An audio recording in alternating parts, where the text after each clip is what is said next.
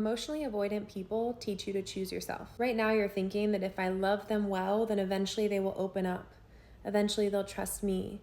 And then they will eventually love me back that way. I'll be the one who is so safe that they couldn't possibly walk away. Only the reality is, it doesn't matter how safe, how reliable, how much love you pour out. If their nervous system doesn't yet feel safe in closeness and intimacy, then they will probably push it away. You can't love them enough to create internal security for them. That's work they need to do on their own. And the risk for you is you might end up draining yourself trying to prove that you are good enough, that you're lovable, that they should open up to you because you're going to be perfect for them. But you're coming from this proving energy. This is part of why anxious and avoidance end up in this trap. And I'm not villainizing an avoidant, but I am speaking directly to the anxious girlies here. You guys have similar work, because for the anxious girlies, you need to create internal security on your own as well and learn to feel internally validated, internally secure, internally good enough.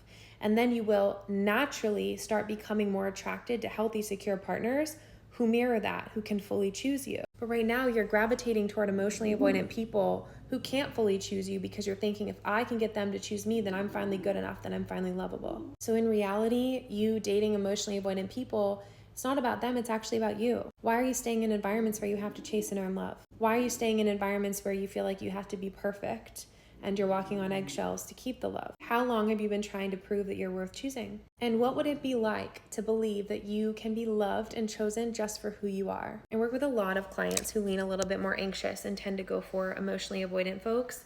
And part of the work for the anxious woman is to learn how to be with her own feelings and heal and release them, so that she feels grounded and secure within herself and she's not reaching for other people to feel steady.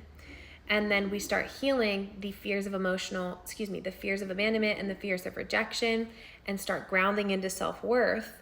And as she becomes more in touch with her own emotions and more grounded and has containment skills around her emotions, not letting them take over, but embracing them and being able to be grounded in them, then who she's attracted to and the type of partner she attracts changes. I took one of my past clients through this exact process because she was leaning quite anxious and found herself going toward people who would like open and then close, and then open and then close. And then if she was perfect enough, he would open more and then he would close.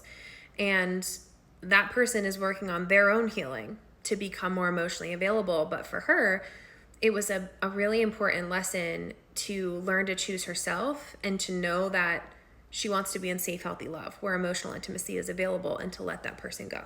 And so we did the inner work to be with her own emotions, to create a deeper sense of self-worth and discernment, and say to this person, I love you and I see where you're at, and I'm willing to release you and let you do the work you need to do.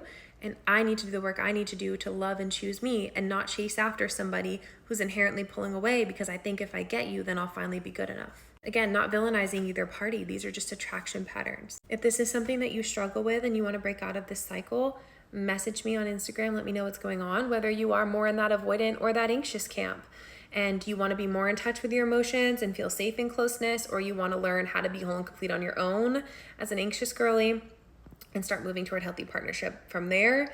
Happy to support. Let me know what's going on. Let's talk about in the DMs ways that we can make this happen for you.